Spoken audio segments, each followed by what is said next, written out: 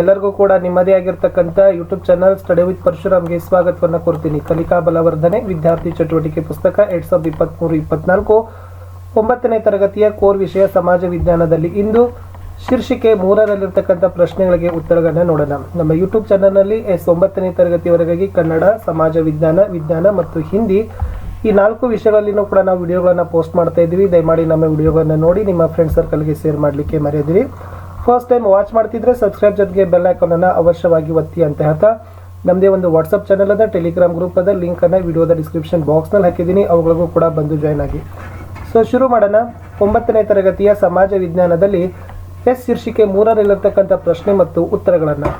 ಶೀರ್ಷಿಕೆ 3 ಆಧುನಿಕ ಯುರೋಪಿನಲ್ಲಾದ ಬದಲಾವಣೆಗಳು ಅಂತ ಇದೆ. ಸೊ ಚಟುವಟಿಕೆ ಯುರೋಪಿನ ಪುನರುಜ್ಜೀವನ ಕಾಲದ ಸಾಹಿತ್ಯಿಕ ಕೃತಿಗಳನ್ನು ಹೊಂದಿಸಿರಿ ಅಂತ ಇದೆ. ಸೊ ಅ ಭಾಗದಲ್ಲಿ ಪ್ರಮುಖರಿದ್ದಾರೆ, ನೆಕ್ಸ್ಟ್ ಬ ಭಾಗದಲ್ಲಿ ಅವರ ಕೊಡುಗೆಗಳನ್ನು ಕೊಟ್ಟಿದ್ದಾರೆ. ದಯಮಾಡಿ ಅವುಗಳನ್ನು ನೀವೇನು ಮಾಡಬೇಕಿತ್ತು, ಎಸ್ ಹೊಂದಿಸಿ ಬರಿಬೇಕಿತ್ತು. ಸೊ ಉತ್ತರ ಏನಾಗ್ತದ ಅಂತಂದ್ರೆ ಎಸ್. ಸೊ ಫಸ್ಟ್ ಒಂದು ಪೆಟ್ರಾಕ್ ಇದೆ, ಪೆಟ್ರಾಕ್ಗೆ ಸರಿಯಾಗಿರ್ತಕ್ಕಂಥ ಹೊಂದಾಣಿಕೆ ಉತ್ತರ ಆಫ್ರಿಕಾ ಅಂತಕ್ಕಂಥದ್ದು ಆಗ್ತದ. ಇನ್ನು ಎರಡನೇದು ಬೊಕಾಸಿಯೋ, ಉತ್ತರ Decameron. Dante Divine Comedy. Chaucer ಉತ್ತರ ಇತ್ತು ಕ್ಯಾಂಟರ್ ಬರಿ ಟೇಲ್ಸ್ ಅಂತ ಇದೆ. Cervantes Don Quixote. Next Thomas More ಅಂತ ಇದೆ. ಸೊ ಥಾಮಸ್ ಮೋರ್ ಅವರ ಉತ್ತರ ಯುಟೋಪಿಯಾ ಅಂತ ಆಗ್ತದ. ನೆಕ್ಸ್ಟ್ 7th ಶೇಕ್ಸ್ಪಿಯರ್ ಇದೆ. ಸೊ ಶೇಕ್ಸ್ಪಿಯರ್ ಅವ್ರದ್ದು ದುಃಖಾಂತ ಸುಖಾಂತ ನಾಟಕಗಳು ಆಗ್ತದ. ಲಿಯೋನಾರ್ಡೋ ವಿಂಚಿ ಇದೆ, ಅವ್ರದ್ದು ಲಾಸ್ಟ್ ಸಫರ್ ಅಂತಕ್ಕಂಥದ್ದು ಆಗ್ತದ. ನೆಕ್ಸ್ಟ್ ಮೈಕೆಲ್ ಆಂಜೆಲೋ ಅಂತಕ್ಕಂಥದ್ದು ಆಡಮ್ ಮತ್ತು ಕೊನೆಯ ತೀರ್ಮಾನ ಅಂತ ಆಗ್ತದ. ರಾಫೆಲ್ ಇದೆ, ಸಿಸ್ಟೈನ್ ಮತ್ತು ಮೊಡೋನಾ ಅಂತಕ್ಕಂಥದ್ದು ಆಗ್ತದ. ಕೆಪ್ಲರ್ದು ಸೂರ್ಯ ಕೇಂದ್ರ ಸಿದ್ಧಾಂತ. ಗೆಲಿಲಿಯೋ ದೂರದರ್ಶಕ ಯಂತ್ರ. ಎಸ್ ನ್ಯೂಟನ್ ಗುರುತ್ವಾಕರ್ಷಣೆ ನಿಯಮ ಅಂತಕ್ಕದ್ದನ್ನು ಹೊಂದಿಸಿ ಬರಿಬೇಕಿತ್ತು. ಇನ್ನು ಈ ಜಲಮಾರ್ಗವನ್ನು ಕಂಡುಹಿಡಲಿಕ್ಕೆ ಕಾರಣವಾದ ಕೆಳಗಿನ ಸಾಧನಗಳನ್ನು ಗುರುತಿಸಿ ಅವುಗಳ ಉಪಯೋಗಗಳನ್ನು ಬರಿಬೇಕಂತಿದೆ. ಸೊ ದಿಕ್ಸೂಚಿ ಅಂತ ಇದೆ. ಸೊ ತಮಗೆ ಗೊತ್ತಿದೆ ದಿಕ್ಸೂಚಿಯ ಮುಖ್ಯವಾಗಿರ್ತಕ್ಕಂಥ ಉಪಯೋಗ ದಿಕ್ಕುಗಳನ್ನು ಸೂಚಿಸೋದು. ಅಸ್ಟ್ರೋಲೋಬ್ ಅದನ್ನು ನಕ್ಷತ್ರಿ ಉನ್ನತಿ ಮಾಪನ ಅಂತ ಕರೀತಾರೆ. ಇದು ಕೂಡ ಏನು ಮಾಡ್ತಿದ್ರಪ್ಪ ಅಂದ್ರೆ ದೂರವನ್ನು ಅಳಿಲಿಕ್ಕೆ. ಸೊ 2 ನಕ್ಷತ್ರಗಳ ನಡುವಿನ ಓಕೆನಾ, ಸೊ 2 ಸ್ಥಳಗಳ ನಡುವಿನ ದೂರವನ್ನು ಅಳಿಲಿಕ್ಕೆ ನಕ್ಷತ್ರ ಉನ್ನತಿ ಮಾಪಕ ಅಸ್ಟ್ರೋಲೋಬ್ಗಳನ್ನು ಬಳಸ್ತಿದ್ರು. ಇನ್ನು ಗ್ಲೋಬ್ ಇದೆ. ಗ್ಲೋಬ್ ಅಂತಕ್ಕಂಥದ್ದು ಭೂಮಿಯ ಮಾದರಿಯನ್ನು ಹೋಲ್ತದ. ಸೊ ಭೂಮಿಯ ಮೇಲೆ ಸ್ಥಳ ಪ್ರಜ್ಞೆಗಳನ್ನು ನಾವೇನು ಮಾಡ್ಬೋದು, ಕಾಲ ಪ್ರಜ್ಞೆಗಳನ್ನು ಇದರಿಂದ ಮೂಡಿಸಬಹುದು. ಅದೇ ಥರ ಪ್ರಪಂಚ ನಕ್ಷತ್ರದಲ್ಲಿನೂ ಕೂಡ ಮುಖ್ಯವಾಗಿ ಕಾಲ ಪ್ರಜ್ಞೆ ಮತ್ತು ಸ್ಥಳ ಪ್ರಜ್ಞೆಗಳನ್ನು ಇವುಗಳನ್ನು ನಾವೇನು ಮಾಡ್ತೀವಪ್ಪ ಅಂತಂದರೆ ಸೊ ಪ್ರಪಂಚ ನಕ್ಷತ್ರದ ಸಹಾಯದಿಂದ ಮೂಡಿಸ್ತೀವಿ ಅಂತಕ್ಕಂಥದ್ದನ್ನು ಇದರ ಉತ್ತರದಲ್ಲಿ ನೀವು ಬರೀರಿ. ಇನ್ನು ಕೊಟ್ಟಿರೋ ಯುರೋಪಿನ ನಕ್ಷೆಯಲ್ಲಿ ಈ ಕೆಳಗಂಡ ನಾವಿಕರ ಜಲಮಾರ್ಗಗಳನ್ನು ಗುರುತಿಸಿ. Bharat ಲೋಮಿಯೋ Dias, Vasco da Gama, Christopher Columbus, Ferdinand Magellan. So ಅವ್ರದ್ದು ಒಂದು ಮ್ಯಾಪ್ಗಳನ್ನೇ ನಾನು ನಿಮಗೆ ತೋರಿಸ್ತೀನಿ. ಸೊ ನೀವುಗಳು ಕೂಡ ಆ ಮ್ಯಾಪಲ್ಲಿ ತೋರಿಸ್ರಿ. ಸೊ ಇದಿರ್ತಕ್ಕಂಥದ್ದು ಯಾರ್ದಿದೆಪ್ಪ ಅಂದರೆ ಭಾರತ್ ಲೋಮಿ ಡಯಾಸ್ ಅವ್ರದ್ದಿರ್ತಕ್ಕಂಥದ್ದು ಒಂದು ಅವ್ರು ಎಲ್ಲಿಂದ ಸಮುದ್ರ ನೌಕೆಯನ್ನು ಕಂಡುಹಿಡಿದ್ರು, ಸಮುದ್ರ ಮಾರ್ಗವನ್ನು ಕಂಡುಹಿಡಿದ್ರು, ಸಮುದ್ರ ನೌಕೆಯನ್ನು ಬಳಸಿ ಅನ್ನೋದನ್ನು ಇತ್ತು. ಇನ್ನು ಎರಡನೇ ಚಿತ್ರದಲ್ಲಿರ್ತಕ್ಕಂಥದ್ದು Vasco da gamma ಅವರಿದೆ. So Vasco da gamma ಇಲ್ಲಿಂದ ಪೋರ್ಚುಗಲ್ದಿಂದ ಬರೆದು ಕಪ್ಪಾಡವರೆಗೆ ಬಂದು ತಲುಪಿರ್ತಕ್ಕಂಥದ್ದು. ಇನ್ನು ನೆಕ್ಸ್ಟ್ ಇರ್ತಕ್ಕಂಥದ್ದು ಕೊಲಂಬಸ್ನ ಒಂದು ಆತನ ಒಂದು ಜಲಮಾರ್ಗ ಇದೆ. ಇದು ಲಾಸ್ಟ್ದಲ್ಲಿರ್ತಕ್ಕಂಥದ್ದು ಮೆಗಲಾನ್ ಅವರ ಒಂದು ಜಲಮಾರ್ಗ. ಸೊ ಇದೇನಿದೆಯಲ್ಲ ಇದೆಲ್ಲ ಏನಾಗ್ತದಪ್ಪ ಅಂದ್ರೆ ಮೆಗಲಾನ್ ಅವ್ರದ್ದು ಏನು ಮಾಡ್ತದೆ ತೋರಿಸ್ತದೆ. ಸೊ ಇಷ್ಟಿತ್ತು. ನೀವುಗಳು ಕೂಡ ವರ್ಲ್ಡ್ ಮ್ಯಾಪ್ ಆಗಿರ್ಬೋದು ಅಥವಾ ಅಟ್ಲಾಸ್ ಮ್ಯಾಪ್ ಆಗಿರ್ಬೋದು ಅದರ ಸಹಾಯದಿಂದ ಅವುಗಳನ್ನು ಈ ನಕ್ಷೆಯಲ್ಲಿ ಗುರುತಿಸಲಿಕ್ಕೆ ಪ್ರಯತ್ನವನ್ನು ಪಡಿ. 4ನೇ ಪ್ರಶ್ನೆ, ಕ್ರೈಸ್ತ ಮತದಲ್ಲಿ ಪ್ರೊಟೆಸ್ಟೆಂಟ್ ಪಂಗಡ ಉಗಮವಾಗಲು ಕಾರಣವಾದ ಅಂಶಗಳನ್ನು ಗ್ರಂಥಾಲಯದಲ್ಲಿಯ ಪೂರಕ ಸಾಹಿತ್ಯ ಅಥವಾ ಅಂತರ್ಜಾಲ ಸಹಾಯದಿಂದ ಸಂಗ್ರಹಿಸಿ ಪಟ್ಟಿ ಮಾಡಿ. ಇಲ್ಲಿ ಪ್ರೊಟೆಸ್ಟೆಂಟ್ ಧರ್ಮ ಅಂತಕ್ಕಂಥದ್ದು ಕ್ರಿಶ್ಚಿಯನ್ ಧರ್ಮದ ಒಂದು ಶಾಖೆ. ಅಂದರೆ ಇದು ಪ್ರೊಟೆಸ್ಟೆಂಟ್ ಸುಧಾರಣೆಯ ದೇವತಾಶಾಸ್ತ್ರದ ತತ್ವಗಳನ್ನು ಮಾತ್ರ ಅನುಸರಿಸ್ತಿತ್ತು. ಅಂದರೆ ಈ 16ನೇ ಶತಮಾನದಲ್ಲಿ ಕ್ಯಾಥೋಲಿಕ್ ಚರ್ಚನ್ನು ಸಂಗ್ರಹಿಸಿರ್ತಕ್ಕಂಥ ದೋಷಗಳು, ನಿಂದನೆಗಳು ಮತ್ತು ವ್ಯತ್ಯಾಸಗಳಿಂದ ಸುಧಾರಣೆಯ ಗುರಿಯೊಂದಿಗೆ ಪ್ರೊಟೆಸ್ಟೆಂಟ್ ಅಂತಕ್ಕಂಥದ್ದು ಏನಪ್ಪ ಅಂದ್ರೆ ಪಂಗಡ ಉಗಮವಾಯಿತು ಅಂತಕ್ಕಂಥ ಅಂಶವನ್ನು ಬರೀರಿ. ಈಗ ಮುಂದೆ ಕೆಳಗೆ ಕೊಟ್ಟಿರೋ ಭಾವಚಿತ್ರದಲ್ಲಿ ವ್ಯಕ್ತಿ ಗುರುತಿಸಿ ಸಾಧನೆಗಳನ್ನು ಚರ್ಚಿಸಿ ಪಟ್ಟಿ ಮಾಡಿ. ಪ್ರತಿ ಸುಧಾರಣಾ ಚಳುವಳಿಯ ನಾಯಕ ಅಂತ ಕೊಟ್ಟಿದ್ದಾರೆ. ಸೊ ಪ್ರತಿ ಸುಧಾರಣಾ ಚಳುವಳಿ ನಾಯಕ ಅಂದರೆ ಇಗ್ನೇಸಿಯಸ್ ಲೊಯೋಲಾ ಅಂತಕ್ಕಂಥವ್ರು ಬರ್ತಾರೆ. ಸೊ ಅವರ ಸುಧಾರಣೆಗಳನ್ನು ನೋಡೋದಾದ್ರೆ ಲೊಯೋಲಾದ ಸಂತ ಇಗ್ನೇಸಿಯಸ್ ಎಂದು ಪೂಜಿಸಲ್ಪಟ್ಟ ಸ್ಪ್ಯಾನಿಷ್ ಕ್ಯಾಥೋಲಿಕ್ ಪಾದ್ರಿ ಮತ್ತು ದೇವತಾಶಾಸ್ತ್ರಜ್ಞ.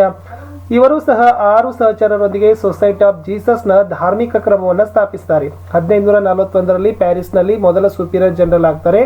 ನೆಕ್ಸ್ಟ್ ಈ ಸೊಸೈಟಿ ಆಫ್ ಜೀಸಸ್ನ ಉದ್ದೇಶ ಮಿಷನರಿ ಕೆಲಸ ಮತ್ತು ಬೋಧನೆಯನ್ನು ಇಗ್ನೇಸಿಯಸ್ ಕಲ್ಪಿಸಿಕೊಳ್ತಾರೆ. ಚರ್ಚ್ನಲ್ಲಿನ ಧಾರ್ಮಿಕ ಆದೇಶಗಳ ಪರಿಶುದ್ಧತೆ, ವಿಧೇಯತೆ ಮತ್ತು ಬಡತನದ ಪ್ರತಿಜ್ಞೆಗಳ ಜೊತೆಗೆ ಪೋಪ್ನ ವಿಧೇಯತೆಯ ಜೆಸ್ಯೂಟ್ಗಳಿಗೆ ಮಠಾಧೀಶರ ನೇಮಕದ ಯೋಜನೆಗಳನ್ನು ತೊಡಗಿಸಿಕೊಳ್ಳಲು ಲೋಯಲಾ 4 ಪ್ರತಿಜ್ಞೆ ಸ್ಥಾಪನೆ ಮಾಡ್ತಾರೆ. ಪ್ರತಿ ಸುಧಾರಣೆಯನ್ನು ಮುನ್ನಡೆಸಲಿಕ್ಕೆ ಈ ಜೆಸ್ಯೂಟ್ಗಳು ಪ್ರಮುಖವಾಗಿರ್ತಕ್ಕಂಥ ಪಾತ್ರವನ್ನು ವಹಿಸ್ತಾರೆ ಅನ್ನೋದನ್ನ ಅಂಶಗಳನ್ನು ಬರೀರಿ. ಇನ್ನು ಕೈಗಾರಿಕಾ ಕ್ರಾಂತಿಗೆ ಕಾರಣವಾದ ಯಂತ್ರಗಳಿದ್ದಾವೆ, ಅವರ ಹೆಸರು, ಕಂಡುಹಿಡಿದವರ ಹೆಸರು, ವರ್ಷ, ಅದರ ಉಪಯೋಗಗಳನ್ನು ಬರಲಿಕ್ಕೆ ಹೇಳಿದರು.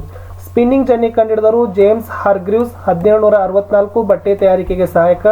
ಸ್ಟೀಮ್ ಎಂಜಿನ್, ಹಬೆ ಎಂಜಿನ್, ಥಾಮಸ್ ಮ್ಯಾಕೋಮೆಸ್ 1705, ಹಬೆ ಇಂದ ಎಂಜಿನ್ ಓಡ್ತದ.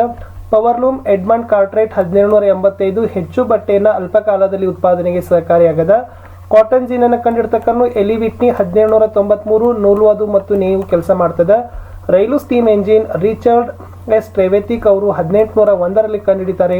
ಹಬೆ ಯಂತ್ರ ರೈಲಿಗೆ ಜೋಡಣೆ ಮಾಡಿ ಅದನ್ನ ಏನ್ ಮಾಡ್ತಾರೆ, ಸಾಧನೆಯನ್ನ ಮಾಡ್ತಾರೆ ಅಂತಕ್ಕಂಥದ್ದು ಇತ್ತು. ಈ ವಿಡಿಯೋದ ಕಡೆಯ ಪ್ರಶ್ನೆ, ಕೈಗಾರಿಕಾ ಕ್ರಾಂತಿಯ ಸಾಧಕ ಬಾಧಕಗಳನ್ನ ಪಟ್ಟಿ ಮಾಡಿ ಅಂತ ಕೇಳಿದ್ದಾರೆ. ಇಲ್ಲಿ ಮುಖ್ಯವಾಗಿ ಕೈಗಾರಿಕಾ ಕ್ರಾಂತಿಯ ಪರಿಣಾಮಗಳನ್ನ ಬರೀ. ಅಂದ್ರೆ ಈ ಕೈಗಾರಿಕಾ ಕ್ರಾಂತಿ ಏನಾಗ್ತದಪ್ಪ ಅಂದ್ರ ಆರ್ಥಿಕವಾಗಿರಬಹುದು ಮತ್ತೆ ಸಾಮಾಜಿಕ ಸಂಘಟನೆಯಲ್ಲಿ ವ್ಯಾಪಕವಾಗಿರ್ತಕ್ಕಂಥ ಬದಲಾವಣೆಯನ್ನು ಅದು ತಂದು ಕೊಡ್ತದೆ. ಇದು ಒಂದನೇದು. ಇನ್ನು ಎರಡನೇದು, ಈ ಬದಲಾವಣೆಗಳು ಸಂಪತ್ತಿನ ವ್ಯಾಪಕ ವಿತರಣೆ ಮತ್ತು ಹೆಚ್ಚಿದ ಅಂತಾರಾಷ್ಟ್ರೀಯ ವ್ಯಾಪಾರವನ್ನು ಒಳಗೊಂಡಿರ್ತದೆ. ಮುಂದೆ ಇದು ಕಾರ್ಮಿಕರ ವಿಭಜನೆಯನ್ನ ಮೇಲ್ವಿಚಾರಣೆ ಮಾಡಲಿಕ್ಕೆ ನಿರ್ವಹಣಾ ಶ್ರೇಣಿಗಳನ್ನು ಅಭಿವೃದ್ಧಿಪಡಿಸ್ತದೆ.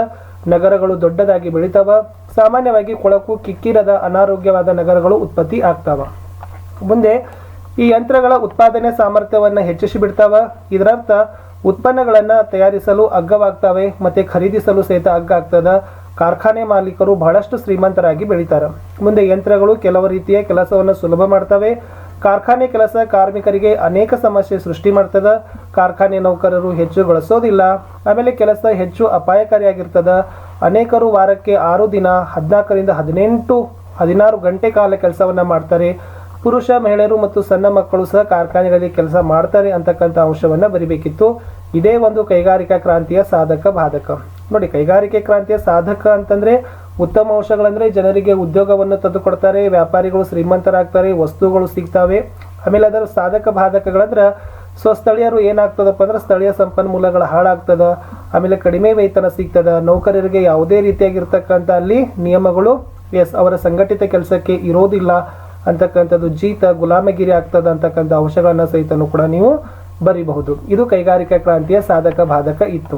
ಇಷ್ಟಿತ್ತು ನೋಡಿ 9ನೇ ತರಗತಿಯ ಸಮಾಜ ವಿಜ್ಞಾನದಲ್ಲಿ ಶೀರ್ಷಿಕೆ 3ರಲ್ಲಿರ್ತಕ್ಕಂಥ ಪ್ರಶ್ನೆಗಳಿಗೆ ಉತ್ತರಗಳನ್ನ. ಸೊ ದಯಮಾಡಿ ನಮ್ಮ ವಿಡಿಯೋಗಳನ್ನ ಲೈಕ್ ಮಾಡಿ, ನಿಮ್ಮ ಫ್ರೆಂಡ್ ಸರ್ಕಲ್ಗೆ ಶೇರ್ ಮಾಡಲಿಕ್ಕೆ ಮರೆಯಬೇಡಿ.